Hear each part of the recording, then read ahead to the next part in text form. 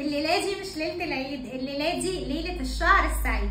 شعرك هيدعيلك بعد الفيديو ده. لو عايزه شعرك حرير ومفرود من غير ولا مكوى ولا سشوار ولا بروتين، هقولك على وصفه هتعمليها من البيت هتخليلك شعرك ناعم حرير، والكل هيسالك عملتيه فين. بس قبل ما اقولك خليني اقولك حاجتين. رقم واحد، ما تنسيش تدوسي على علامه الزائد اللي جنب دي عشان يوصلك الفيديو الجاي لانه مهم جدا، وما تنسيش تعملي سيف للفيديو عشان ترجعي له. الحاجه الثالثه بقى، ركزي معايا كويس قوي. هنبدا قبل ما نغسل الشعر، هنجهز الشعر الاول قبل ما نغسله. بايه؟ بحمام زيت. هنستخدم ايه؟ زيت زيتون وسمسم وجرجير وروزماري. سلام لو شعر جاف ومقصف هنستخدم كمان معاه زيت جوز الهند، ولو تقدروا تجيبوا زيت ارجان هاتوه. هنعمل الخلطه دي كلها على بعض وهندفيها في حمام دافي، او اللي عنده مايكروويف هيحطها لمده 15 ثانيه بس في الميكروويف. ايه المنتج اللي ممكن اجيبه من الصيدليه يغنيني عن الخلطه دي؟ اقدر اجيب سكالوكسيل كي اويل بالروزماري، بعمله بنفس الطريقه، اقدر احطه على الفروه واقدر احطه على الاطراف.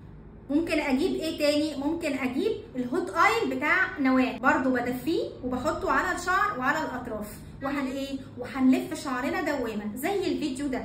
هسيب لك منشن له تحت. اقعد بيه قد ايه؟ ممكن اقعد ساعه ساعتين، وافضل نتيجه ان انا اقعده ليله كامله من بالليل للصبح، واصحى الصبح اغسل. هنغسل الشعر باي شامبو، وبعدين هنحط كونديشنر او بلسم. ممكن استخدم ايه من الصيدليه؟ لونيفيت كونديشنر، كارانتي كونديشنر، نيت ديرم هير ماسك، او نواه هير ماسك. اي واحد فيهم حلو جدا. ممكن استخدمه لوحده، ممكن احط عليه حاجات تعزز لي من حمام الكريم. لو هستخدمه لوحده هعمله ازاي؟ ممكن احطه لمده ربع ساعه واشيله، والافضل نتيجه احطه. لو عندي بروكاب هحط البروكاب لمده ربع ساعه وافصل ربع ساعه وارجع احطه كمان ربع ساعه. ولو ما عنديش بروكاب اقدر الف الشعر واحط عليه فوطه سخنه مده نص ساعه، بعدين هشطف الشعر بميه بس. طيب ولو عايزه نتيجه اعلى واعزز حمام الكريم، هحط عليه معلقتين من خلطه الزيت اللي انا عاملاها، او الهوت اويل او السكالوكسيل مره كمان،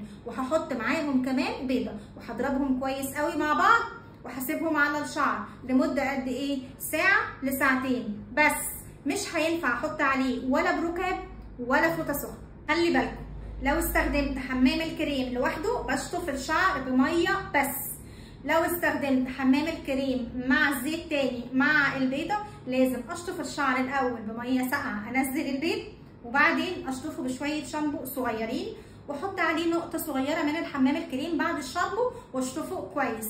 طب ده هيعمل لي ايه؟ هيقلل لي التساقط، هيقلل لي الهيشان، وكمان هيخلي فتله شعرك اقوى.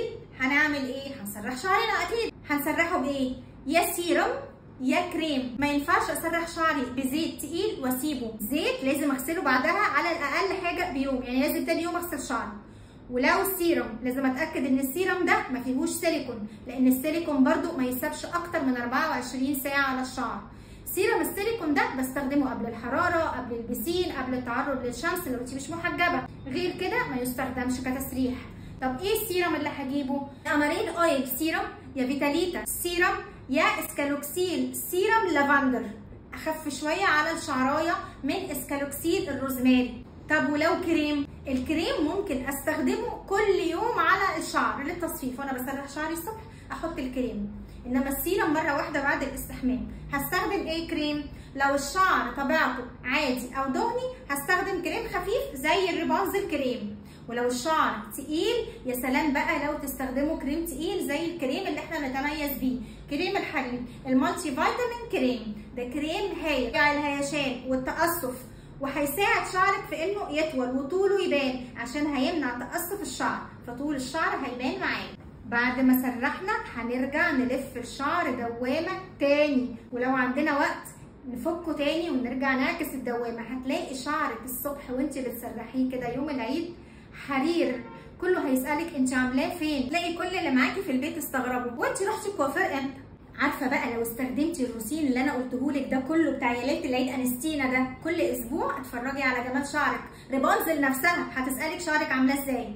وعشان جمالك بيبان مع دكتوره عزه شعبان، ما تنسيش الفولو.